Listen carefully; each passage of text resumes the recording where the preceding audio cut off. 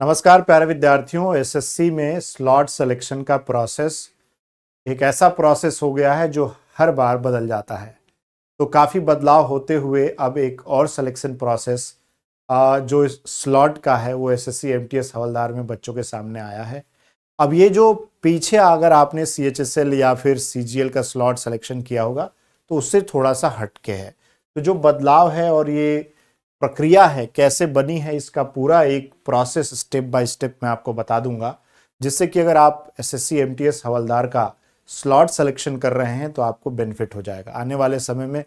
मुझे लगता है इसे अब एसएससी फिक्स कर दे तो जीडी में भी ऐसा ही प्रोसेस आपको देखने को मिलेगा। तो चलिए देखते हैं कि किस तरीके का ये स्लॉट सिलेक्शन प्रोसेस बनाया गया है। तो सबसे पहली बात तो ये है कि हम लोग इसमें जाहिर है कि अपना रजिस्ट्रेशन यानी कि जब कैंडिडेट लॉगिन करेंगे ssc.gov.in में, तो यहाँ अपना लॉगिन और रजिस्टर है। तो लॉगिन पे जब जाएंगे तो कैंडिडेट लॉगिन पे चलेंगे तो अपना रजिस्ट्रेशन नंबर जो as a user name treat किया जाता है और जो हमने पासवर्ड या तो जो एसएससी का उस समय का रहा हो बाय डिफ़ॉल्ट वो, या फिर आपने चेंज किया हो तो जो बनाया होगा वो डालिएगा। इसके बाद जो कैप्चा है वो यहाँ पर आपको एंटर करना है।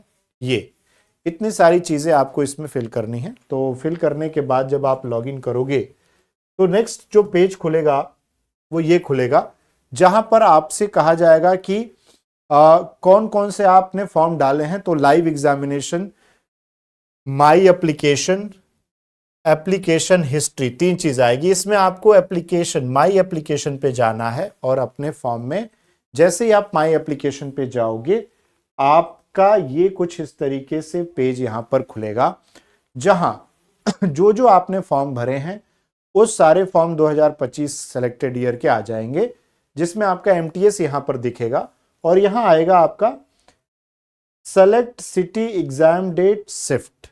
जब आप इस पे क्लिक करोगे तो इसको क्लिक करने के बाद जो पेज खुलेगा वो कुछ ऐसा आएगा। इसमें आपको पहले क्या आता था, 3 शिफ्ट्स डेट वाइज आपको चूज करने के लिए आते थे।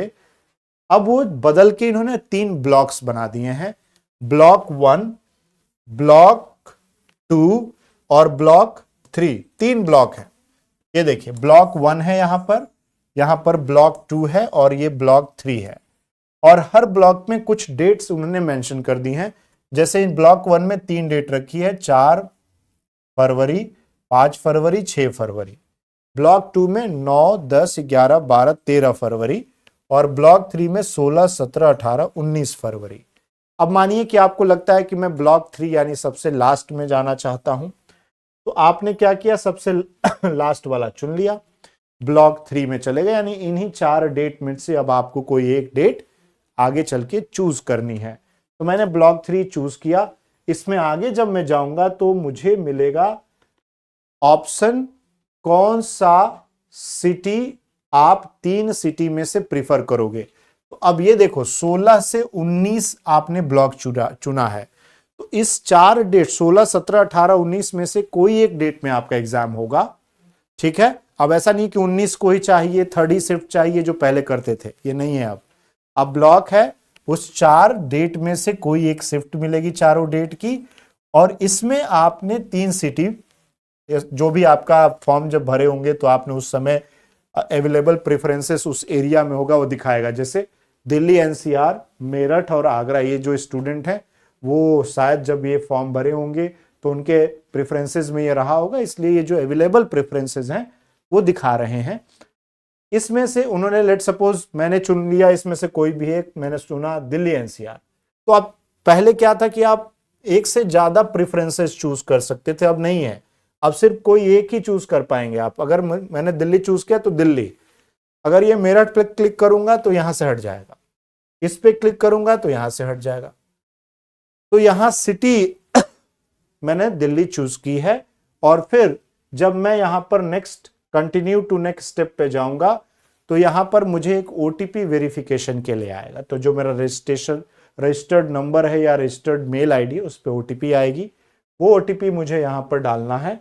ओटीपी डालने के बाद यहां जैसे मैंने ओटीपी को वेरीफाई कर दिया और सबमिट कर दिया, तो उसके बाद ये एक सक्सेस करके आएगा कि सिटी प्रेफरेंस सेव्ड सक्सेसफुली, और फिर आपको इस तरीके का लास्ट में पेज आ जाएगा कि examination details, examination block number 3 choose किया है मैंने, एग्जाम सिटी मेरा दिल्ली एनसीआर होगा। और अब इसके अकॉर्डिंग ही बेस्ट जो आपका सेंटर हो सकता है इन 4 डेट्स में, 3 डेट्स में जो ब्लॉक वाइज सेलेक्ट किए हैं, वो आपको एक सेंटर उस पर्टिकुलर ब्लॉक के अंदर, उस सिटी के प्रेफरेंस के अंदर मिल जाएगा। तो ये कंप्लीट प्रोसेस है। इसी का आपको भी पालन करते हुए एसएससी एमटीएस हवलदार के इस दिए हुए स्लॉट सिलेक्शन को यूज करना है और इसको जल्दी से जल्दी भर देना है, ताकि आपका स्लॉट सिलेक्शन ना होने की वजह से एग्जामिनेशन ना हो। हाँ, ये बिल्कुल याद रखिएगा कि अगर इस बार आपने एक्सरसाइज नहीं की, फिर ये 30 को भी एक दिन विंडो खुलेगा, उसमें भी आपने इसकी एक्सरसाइज यानी इसको नहीं भरा, तो आप एग्जाम नहीं दे पाएंगे, क्योंकि एसएससी मानेगा कि आप ये एग्जाम देना ही नहीं चाहते। ठीक है, तो जरूर इसे भर दीजिएगा। उम्मीद करता हूं ये इंफॉर्मेशन आपके काम की है और आगे आपको बहुत हेल्प करेगी। धन्यवाद।